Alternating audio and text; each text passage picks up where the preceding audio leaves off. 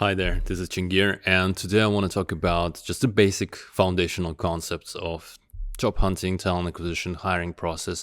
A lot of people reach out to me and they ask me the same question, like, what do we do when there are 200, 300, 500 applications, and like, how do I secure a role?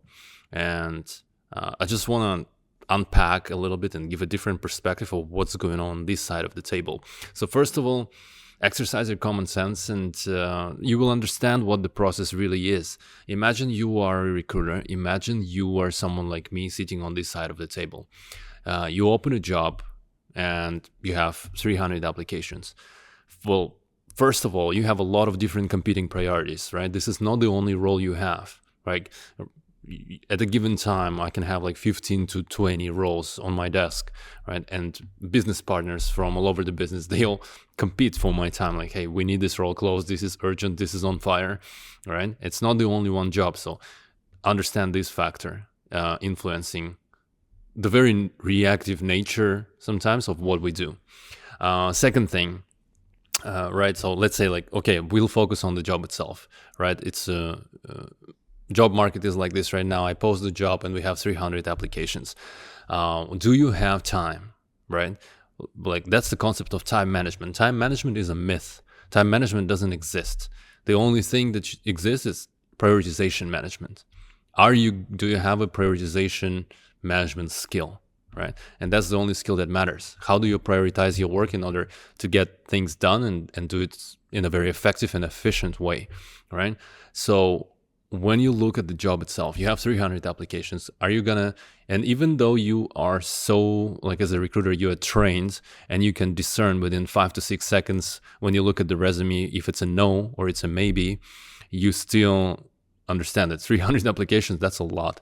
And like sitting there and sifting through the resumes, that's a big cognitive load, all right? You're probably going to be working in batches. And if you work in batches, how the work's going to happen? You're going to take 50 resumes. You're going to call 15 people, like pick 15 people to call, pick 5 the best, send them to the hiring manager. He's going to pick 3 people and send them to the team for the technical round. And it's going to result in one offer. 300, 50, 15, 5, 3, one offer, right? That's the concept to understand. You as a candidate, you are playing a job hunting game. You apply everywhere for different kinds of jobs and you hope to secure one job, right? Here, we're playing as recruiters, as talent acquisition partners. We play elimination game. We have one job to close. We have 300 applicants, right? That's very important to understand. And again, yes, that's exactly the implication number one, that 250 applications, they've never been seen. And people ask me, okay, like how do you select those lucky 50? Well, they are lucky. That's a lottery. There's no other way to go about it, and I'm being very transparent about it. As a recruiter, you're gonna log into your ATS system, and you can pick 50 from the bottom, you can pick 50 from the top, or you can randomize and pick 50 from all over the place, right? You will see some things in the applications, for example, the name of the candidate and like a very good company that they worked before. This will attract your attention, and this is why many other different factors come into play, such as your LinkedIn profile, your online presence.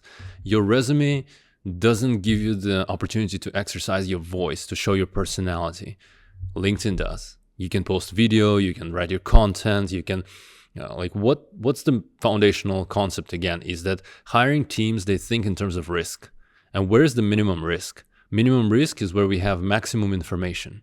So that's your job, to provide maximum information to facilitate that decision of, yes, that's the right person for us. And that's why your online presence, your content, and all that stuff that you put online, your digital trace, it's important, right?